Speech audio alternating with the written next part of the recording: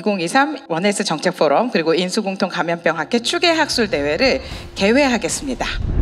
인간에서의 감염병이라기보다 이 동물에서의 감염병이 결국 사람에서 문제를 일으키는 이런 상황이 공통적으로 반복되고 있다는 것을 우리는 알고 있습니다.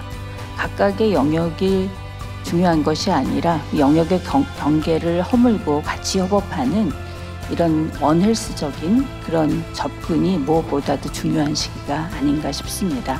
먼저 기조연설과 첫 세션의 좌장을 맡아주실 질병관리청 감염병 정책국장이신 조은희 국장님 모시겠습니다. 여러분 박수 부탁드립니다. 첫 번째 시행할 그 기조 강연은 아마 연자께서 부득한 사정 때문에 한국에 오시지 못하고 아마 영상으로 강연을 할 예정입니다. And I believe that these events emphasize the urgent need for preparedness, for collaboration, and also for us to rethink and shift a little bit the actions in how we have been addressing epidemics and pandemics.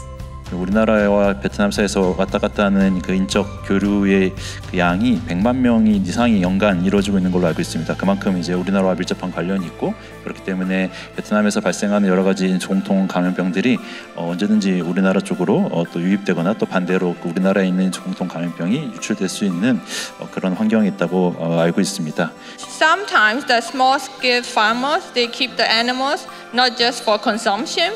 But they also put it as a production.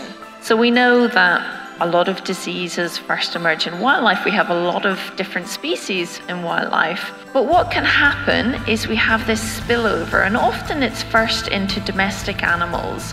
This is where a lot of virus and diseases come from and have their origin, just like the COVID-19. I spent 5 years in Mongolia, could find the brucellosis is available there. And the pest also available.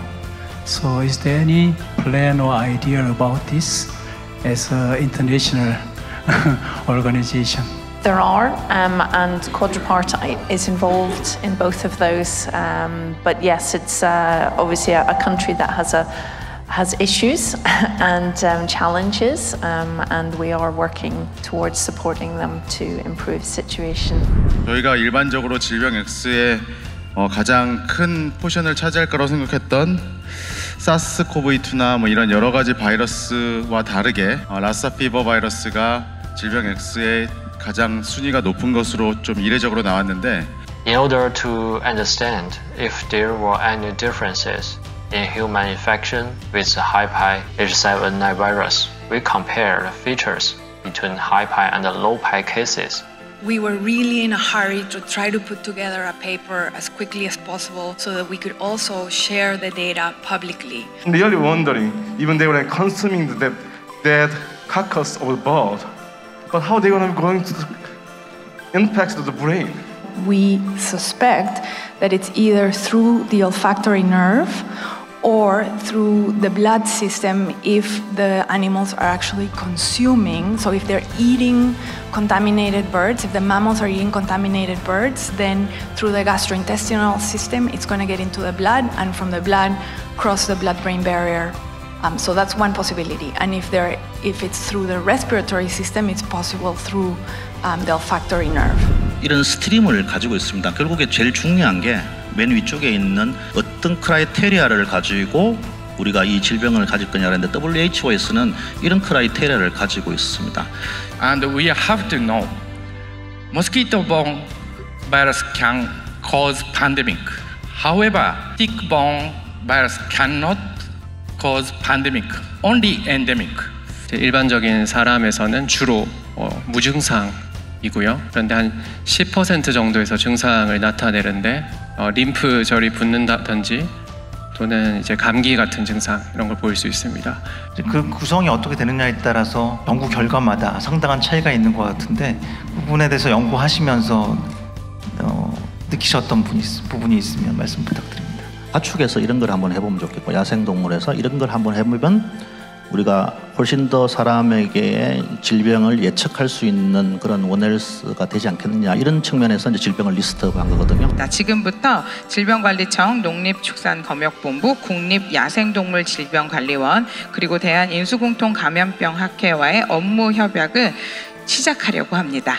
네 기관은 사람 동물 간 감염병 전파 방지 등 원헬스 관련 감염병 공동 대응 강화 및 사람과 동물의 건강 증진을 위해 다음과 같이 협약합니다.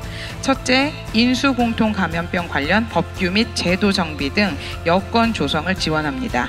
둘째, 원헬스 기반의 다분야 공동 대비 대응 체계 구축 및 역량 강화를 지원합니다. 셋째, 원인수 공동 감염병 관련 조사, 연구, 협력 및 지원을 강화합니다. 넷째, 인수 공통 감염병 예방 관리 교육 확대 및 인식 개선을 협력합니다. 마지막으로 그 밖의 네 기관이 협력이 필요하다고 인정하는 모든 상황에 관해 함께 협력할 것을 협약하고 계십니다. 이제 문제되고 있는 수인성 아니면 이제 토양 매개성 질병으로서 실제적으로 이제 크립토스포리디움이라든지 이런 것들이 이제 예전에도 유행을 했지만 최근에 재유행을 하면서 좀 더 이제 관심을 가져야 되는 질병으로 이제 보고 있습니다. SFTS는 좀 많이 퍼져 있는데 스크럽타이푸스는 좀 서쪽 남쪽으로 많이 좀 환자가 많습니다.